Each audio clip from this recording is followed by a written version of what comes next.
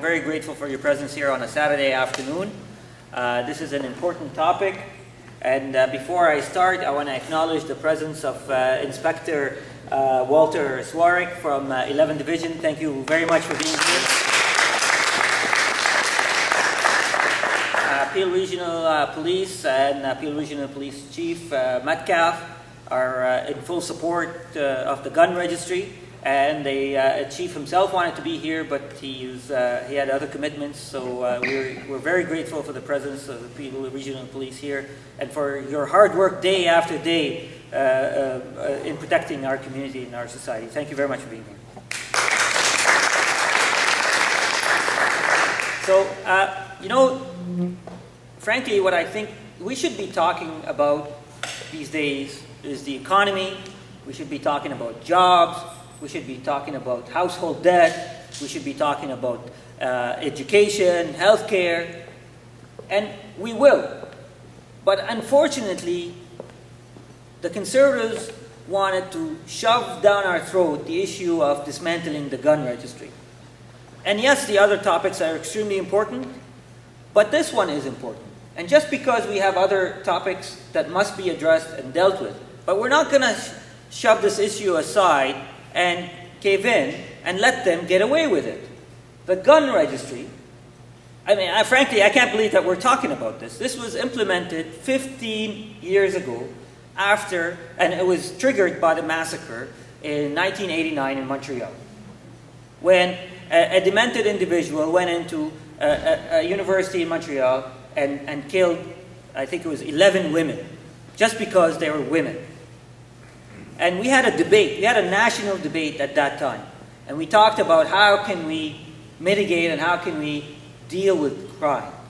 And there are a lot of answers that came about and that needed to be tackled and dealt with. But one of them, and certainly not the comprehensive and only answer, but one of them was instilling responsible gun ownership by implementing this idea of gun registry. So it requires people that own guns to register their gun. So we know who owns these guns, we know where they are, and it teaches a sense of responsibility for gun owners that they need to look after their guns because they're responsible for them. So if they lose them, and if it falls into the wrong hands, they know that it can be traced back to them, so that's why they feel a greater sense of responsibility toward their weapon. So we had a debate 15 years ago, and it was a heated debate, and I understand there are philosophical reasons why people don't want to register anything, but we had a debate, and we agreed, some reluctantly, some never agreed, but we moved on. And it's unfortunate that 15 years later, we're having this debate. And I also agree that at the beginning, we had some bumps in implementing the gun registry. There was some indiscretions in how the money was spent in establishing it. But you know what? It was dealt with. In fact, some politicians paid a heavy political price for it. Right now, we have an independent confirmation that the gun registry does not cost us more than $3 million a year. That is about 10 minutes of expenditure that we spent on the G20 security.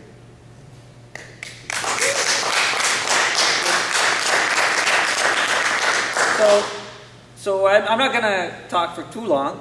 We're here to have a conversation together about how we can protect this gun registry, how we can make sure that our voice is heard, and also talk to people who disagree as well. This is a democracy. We're here to have a conversation amongst each other and advance the interests of our country. And by the way, this is unscripted. So unlike other political gathering, this is an open mic where anybody and everybody is invited to ask any questions and any topic that they'd like to discuss. One thing I want to say before we wrap up is that this idea of urban-rural divide that comes up every time we talk about the gun registry. And it really is unfortunate because, you know what, governing a country like Canada is complicated and it's messy and it's difficult. It's not just, rural, urban, which is true. They have different experiences and they have different priorities. But, Aboriginals, non-Aboriginals, Canadian-born Canadian and immigrant, an Albertan or a Newfoundlander. We all have, excuse me, we all have different experiences and different priorities. But the idea of a democracy is having political leaders, elected political leaders, come together and find compromises and do the right thing for everybody collectively, not just pander to one segment of society or another segment of society, because that only increases the wedges that are naturally there. You know, there are some natural selfish or inclinations that comes from our own experiences, but we need leaders that inspire us to come together. And this idea of, you know, people don't care about rural Canada, it really, really strikes me as incredibly negative and destructive and poisonous for our country. And we all must stand up against it.